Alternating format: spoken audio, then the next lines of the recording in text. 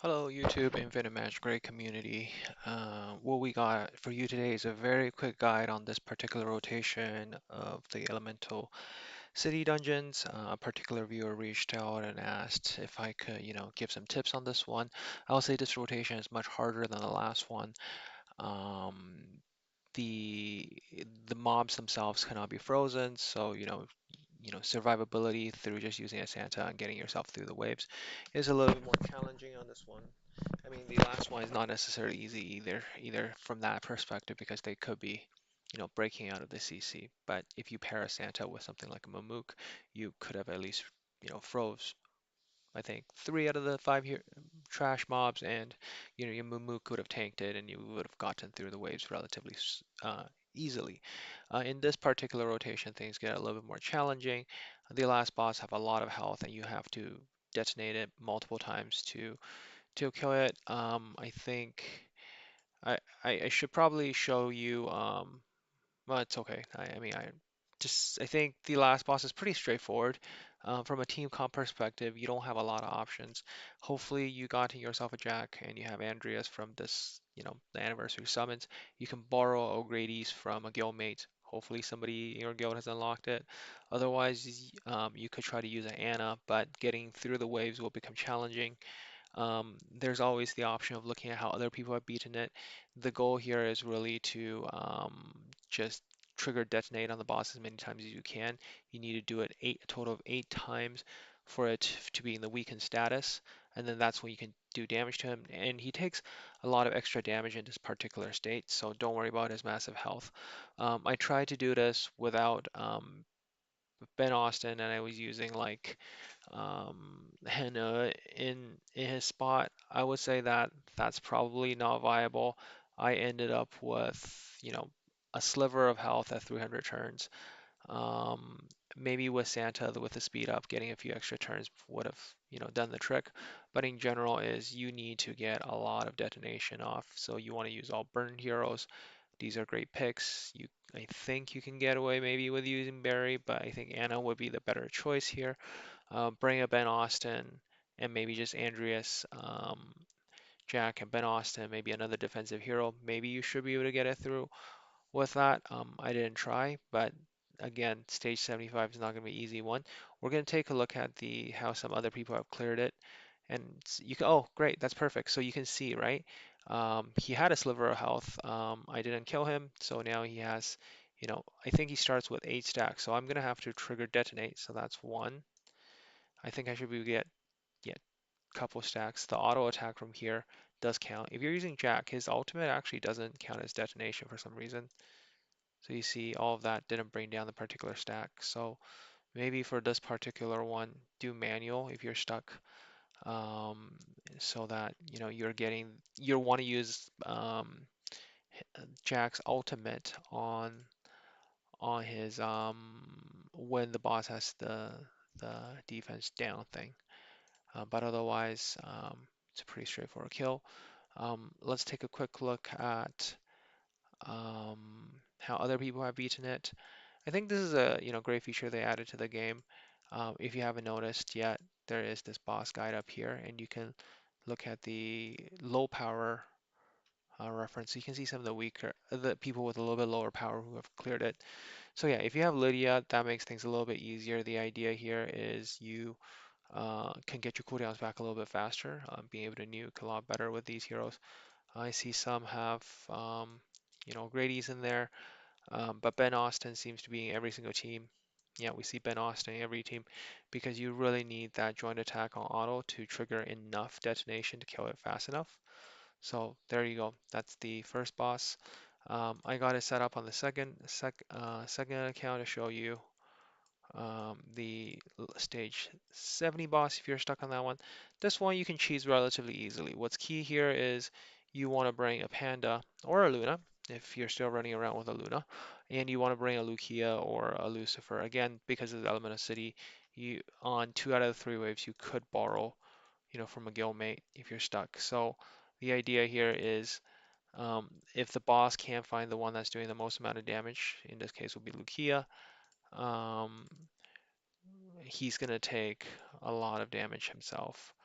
Um, So he's seeking and he's not finding it.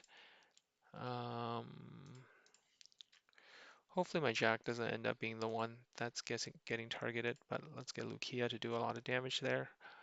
Oh no, that was for some reason Nura did the most amount of damage. Or at least that's what the boss thinks right now. Hopefully Lucia can make up for that. Um, we should be able to cheese this relatively straightforward. Okay, so I think it's every turn, right? Every turn when the boss is taking a turn, it does the whole seeking mechanism. Let's do that a little bit more. We just need to psycho Lucia's stealth.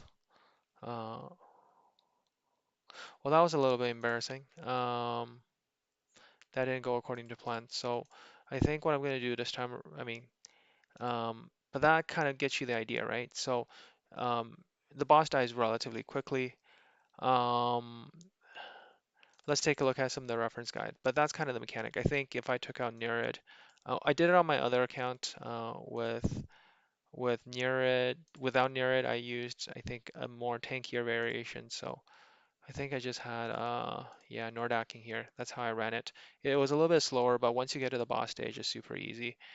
Let's see, I think we're going to see similar comps to something like this. Okay, so the other idea is, right, Ristler. Ristler can also make your highest damage attack dealer cloak if you have the exclusive on him. But it seems like a lot of people are able to clear it relatively straightforward. Um, you can basically, the other idea here is using your panda to cloak for 2 turns, and then the other 2 turns use your Nordak to basically do team damage immunity. So that's the other way to rotate between as a way of clearing it. So that kind of gives you the idea. I think the level this particular boss probably takes the most amount of explanation. So we'll try to get to him as quickly as as we can, and we'll talk about his mechanics a little bit. So this is the team that I beat it with. And really, what you really have to pay attention to is the little swirly thing um, on the boss. Sorry, see this little swirly thing. Um, I'm not sure why it's on Nordak, so if I mean I didn't read the description there, but if you happen to know why it has the swirly thing on Nordak, um, let me know in the comments below. Um, I just found it really strange why he's got that debuff from the start. I mean, nothing seems to be saying anything about it. Um, but is it because he gave the team a shield? I can't remember.